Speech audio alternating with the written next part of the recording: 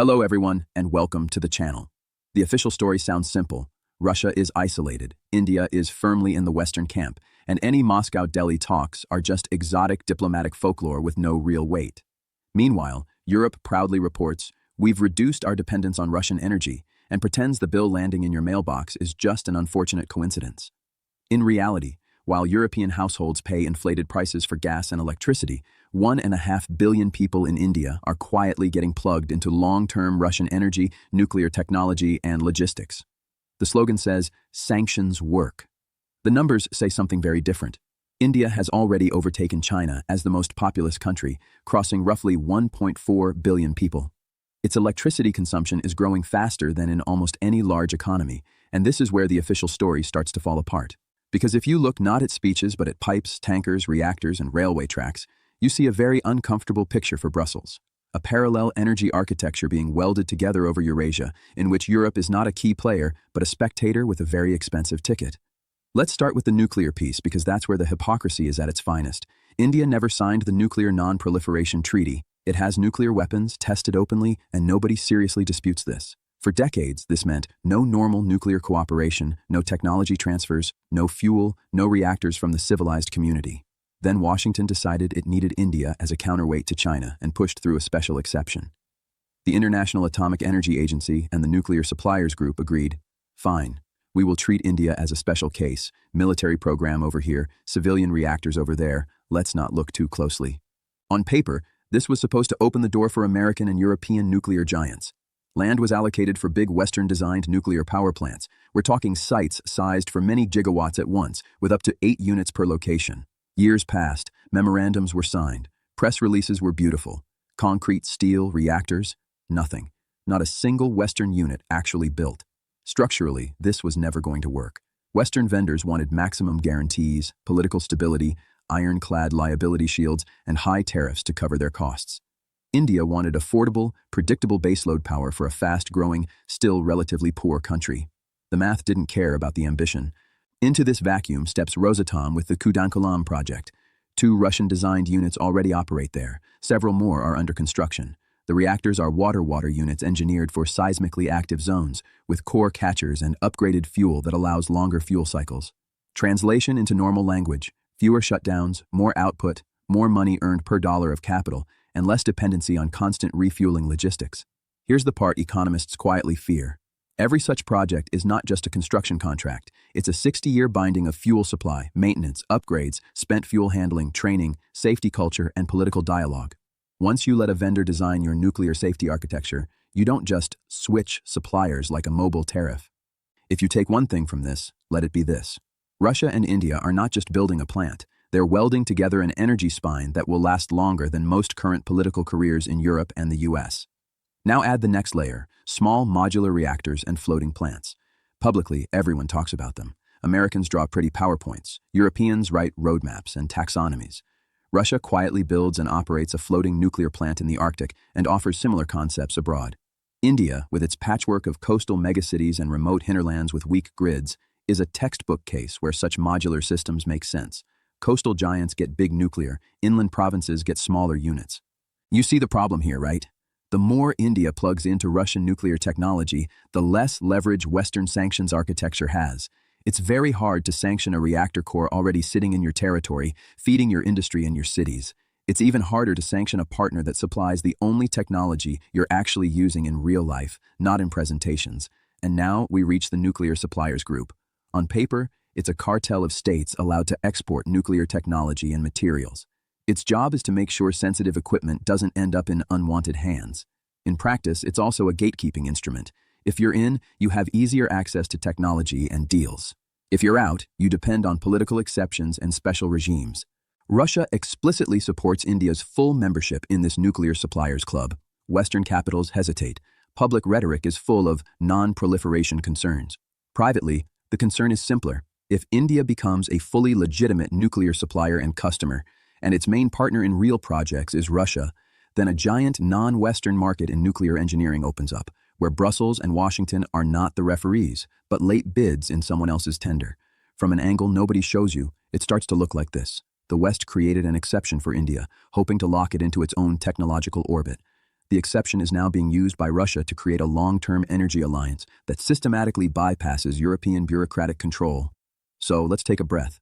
Where does this leave us so far? On paper, sanctions isolated Russia, and Western vendors dominate advanced nuclear. In reality, India's only large-scale nuclear construction in motion is Russian. Future small reactors will likely be a mix of Indian and Russian designs, and Western projects sit in folders. And this brings us to the one number that changes the entire equation. Most of the new nuclear units actually under construction worldwide today are either Russian-built or Chinese-built. I'm not giving a precise percentage for a reason. Different sources count differently. But if you list the projects actually being poured in concrete, not drawn on slides, you'll see a very boring pattern. Russia and China build, others mostly talk. Now pile on hydrocarbons. For 2 years, we've been told that India must align with sanctions and stop buying Russian oil. India politely nodded, listened, and then quietly became one of the largest buyers of that same oil, at a discount. At the same time, European officials told their voters that Russian oil and gas were being cut off for moral reasons, as if morality paid the gas bill. Here is where the story stops making sense. Because open shipping data shows a different pattern.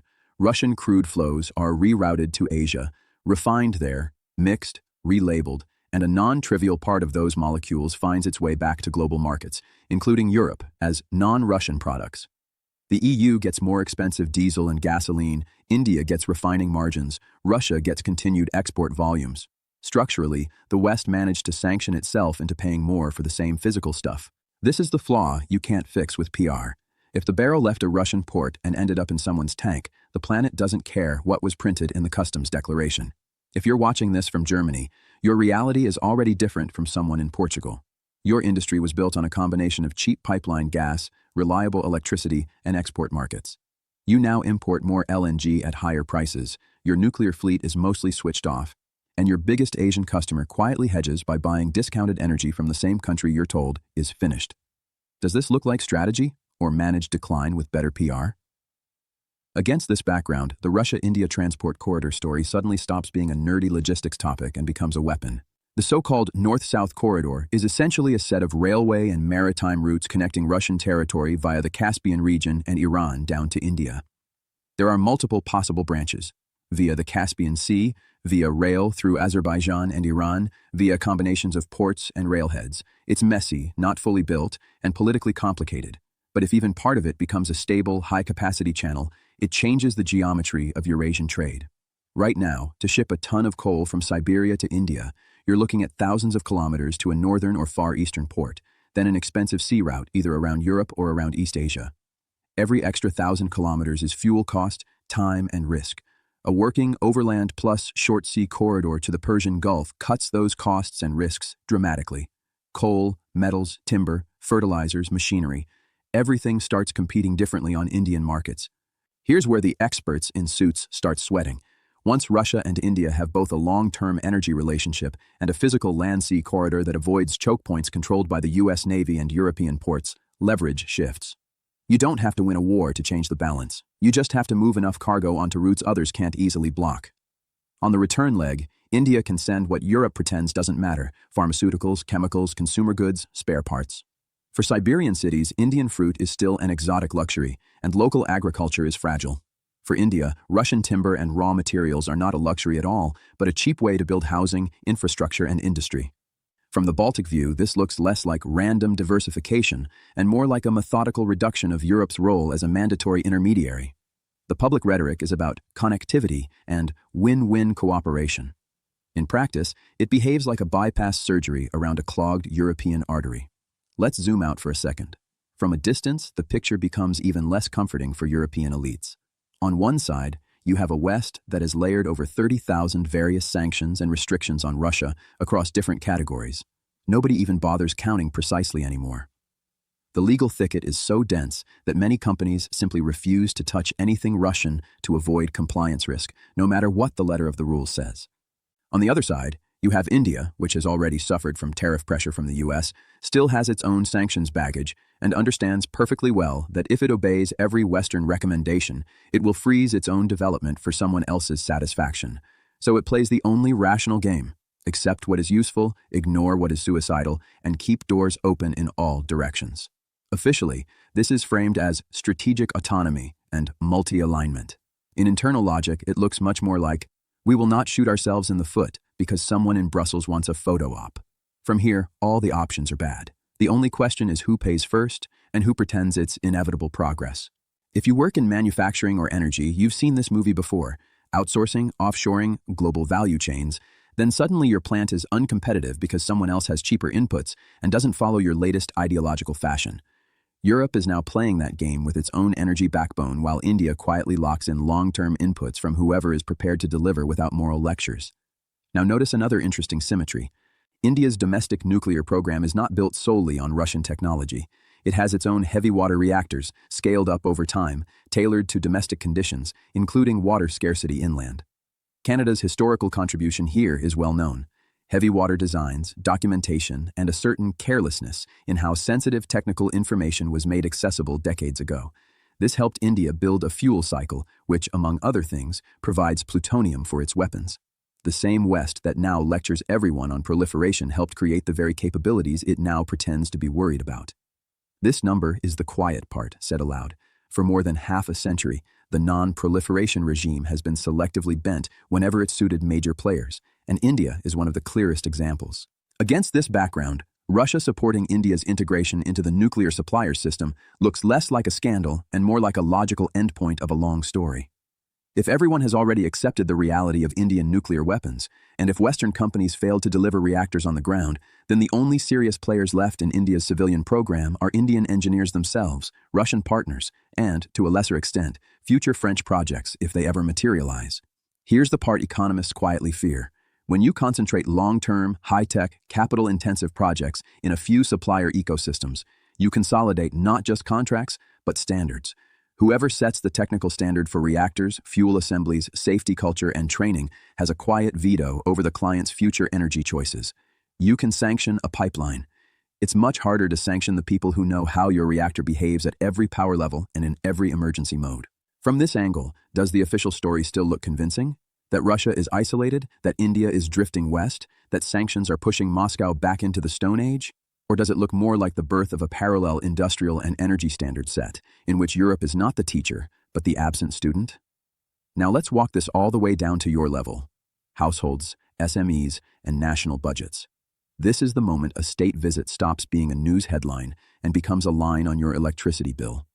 If India locks in nuclear baseload from Russian and domestic reactors, plus long-term discounted hydrocarbons, its average cost of energy over the next 20 to 30 years will be structurally lower and more predictable than in a Europe addicted to spot LNG, intermittent renewables with expensive balancing, and political shutdowns of its own nuclear fleet.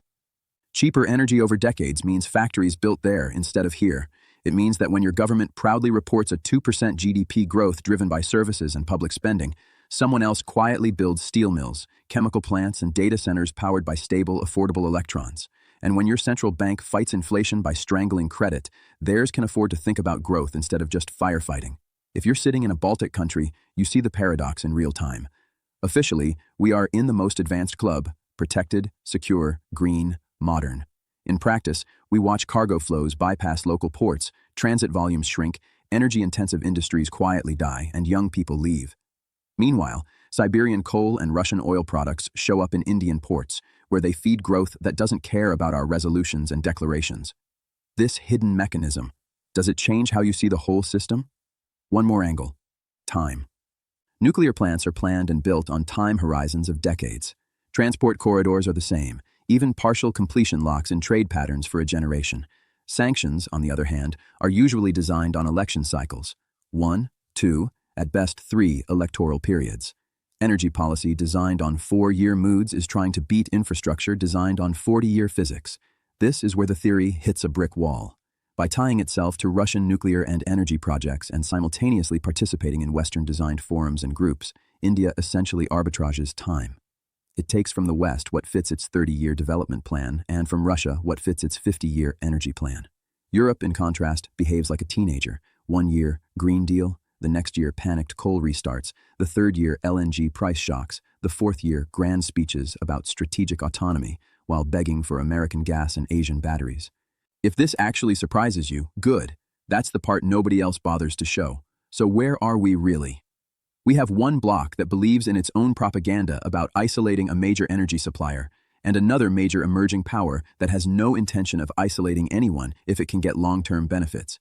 We have nuclear and logistics projects that quietly shift the center of gravity of Eurasia, while European politicians fight over wording and resolutions and congratulate themselves for symbolic gestures. We have shipping data, fuel contracts, and construction sites telling one story, and television panels telling the opposite. And the bill for this difference is not paid by talk show hosts. It's paid by you, in higher energy prices, in jobs that move elsewhere, in budget deficits covered by more debt, and in a gradual loss of technological weight. If you caught the hidden angle here, good. If not, the elites are already billing you anyway. Thank you for watching. Take care of yourselves and your loved ones, and try to remember, slogans don't power grids, systems do.